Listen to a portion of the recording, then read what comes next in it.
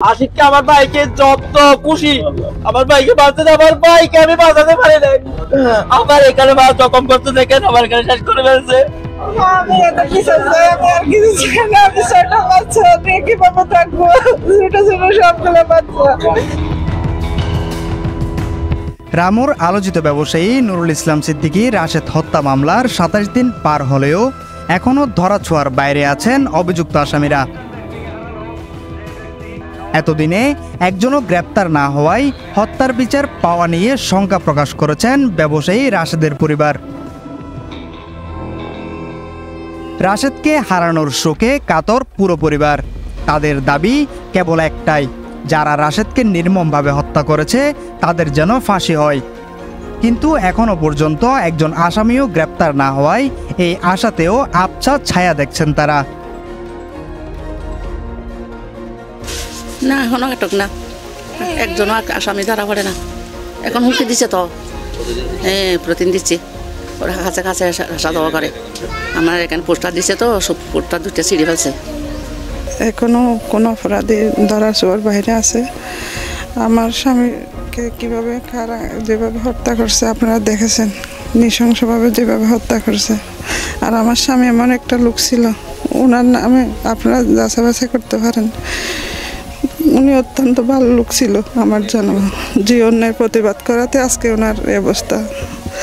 যে যারা মারছে মাদকের বিরুদ্ধে বেশিরভাগ কথা বলছিল, ওনার সাথে অনেকবার মামলা মোকদ্দমায়ও পেশ করছে। রাশেদ হত্যা মামলার থেকে হুমকি দেওয়া হয়েছে অজ্ঞাত নম্বর, ফেসবুক আইডি থেকে, এবং পুরো পরিবারের নামে ভুয়ো ফেসবুক আইডি খুলে অপপ্রচার চালাচ্ছে আসামি পক্ষ, এমন অভিযোগও তোলা হয়। মামলা তুলে না নিলে রাশেদের পরিবারকে অপহরণ এবং হত্যা করা হবে মামলার বাদী সাইফুর রহমান সুজনকে। 100-200 ফুট হবে মনে করেন আমার থেকে ওই ঘটনাস্থল। ওরা উপর্যুপরি খোপাচ্ছে আমার বাইরে, 2-3 জন ওরে মারতেছে আর বাকিগুলো আমার বাইরে। ওই চাইনিজ কুড়েল, তারপর হাতে ছুরি, লম্বা দাঁত, তারপরে ক্রিস, এগুলো নিয়ে খোপাচ্ছে। আমি চিল্লে আস্তে আস্তে মানে একদম কাছে চলে আসছে। পরে একদল চলে আসলো এদিকে, আর একদল গেল 1 নম্বর আসামের বাড়িতে। তখন আর কী করবো, আমাদের অনুভূতিতে বুঝতে পারতেছে না ভাই।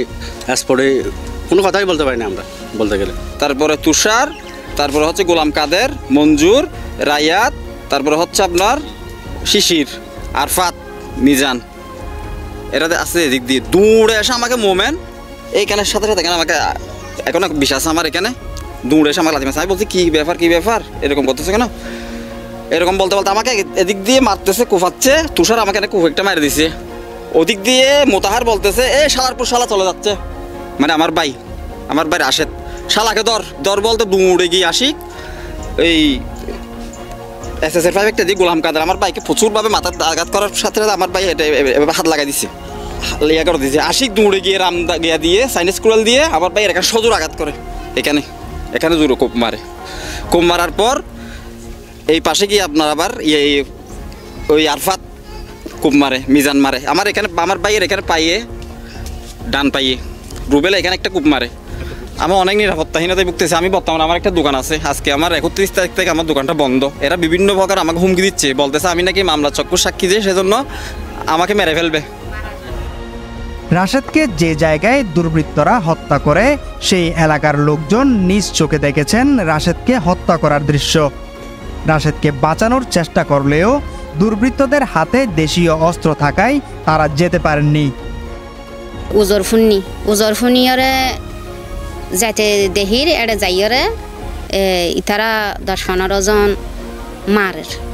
এখন কামরুল বাইরে রাসেল আঙ্কেলরে মারা না, আর বই আই কেন যায়, আর বেশি মারামারি করার মারের আর আই বই কেন যায়। আর আলোতুন মানে দেহির দে ছুরি দা কুহিন মারের।